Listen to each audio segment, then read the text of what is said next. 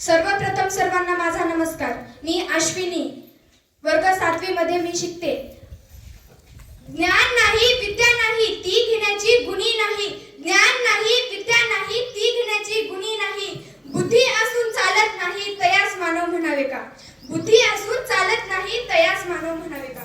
ओळखलं का? म्या सावित्री, सावित्री ज्योतिबा फुले, सातारा जिल्ह्यातील खंडाळा तालुक्यातील नायगावच्या खंडूजी नेवसे पाटलांची मी कन्या। अवघ्या 9व्या वर्षात ज्योतिराव फुले या नावाच्या माणसाशी माझं लग्न झालं आणि मला हळूहळू कळायला लागलं ज्या माणसाशी माझं लग्न झालंय तो माणूस सर्वसाधारण माणूस नाही, तर या जगाला ऊर्जा देणारा एक क्रांतीसूर्यच आहे, तर या जगाला ऊर्जा देणारा एक क्रांतीसूर्यच आहे। त्यावेळी बायांना उंबरावर नेण्याची पद्धत नव्हती। बाईच्या जातीला कसं आपण बरं, आपलं घर बरं आणि घरातली चूल, स्त्री पुरुष उच्च-नीच याचा लई भेदभाव होता, पण या सर्वांवर एकच उपाय होता, ते म्हणजे शिक्षण। शिक्षणाचा ध्यास एकच खुलं होतं ज्योतिराव फुलेंच्या मनात। एके दिवशी ते शिक्षणाचं प्रसारण करण्यासाठी ते एका शाळेत गेले आणि तिथे फरार नावाच्या ब्रिटिश मॅडम त्यांना म्हणाल्या, मिस्टर फुले, तुम्हाला शिक्षणाचं प्रसारण करायचं आहे ना, so educated woman first, because if you woman educated full house educated. पण तुम्ही लोके वुमनला घराच्या बाहेरच पडू देत नाही। सो बॅड मिस्टर फुले। आणि झालं ते आले की माझ्याकडे पाटी पेन्सिल घेऊन आणि मला म्हणाले, सावित्री, आजपासून म्या तुला शिकवणार। आणि सुरू झाला माझा अभ्यास। बे एके बे, बेदोनी 4, बेतिक 6, काना मात्रा विलांटी आकार उकार सार मी लिहायला शिकले, वाचायला शिकले आणि बघता बघता काव्य सुद्धा रचू लागले। अशातच 1 जानेवारी, होय शनिवार दिनांक 1 जानेवारी 1848 ला आम्ही भिडेवाड्यात पहिली शाळा सुरू केली आणि मी पहिली शिक्षिका आणि मुख्याध्यापिका सुद्धा।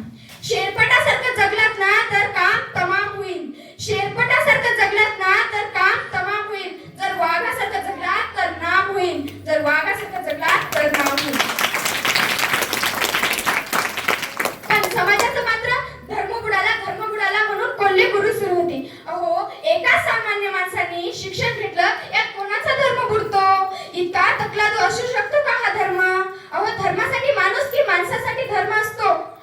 शाळेत जाताना शेण फेकलं सहन केलं, शिव्या दिल्यात सहन केलं, थुकलात शेण फेकलं तरी सहन केलं, पण आता माझ्या सहनशीलतेचा अंत झाला होता आणि समोर अचानक एक धतिंगड असा समोर येतो आणि मला म्हणतो, गे टिवळे, कुठे निघालीस? आधी आमच्या पोरीबाईंना शिकवणं बंद कर, तुला तुझी आबरू प्यारी आहे की तुझं हे शिक्षण? कदाचित त्याला माहित नसावं, आम्ही सुद्धा ज्योतिराव फुले यांच्या पत्नी होते। असा हात घेतला आणि त्याच्या गालावर सुनावलं, आज आलायस थोबडा फुटलंय, जर पुन्हा आलास तर तुझ्या रक्तानी ही धरती रंगीन, तुझ्या रक्तानी ही धरती रंगीन।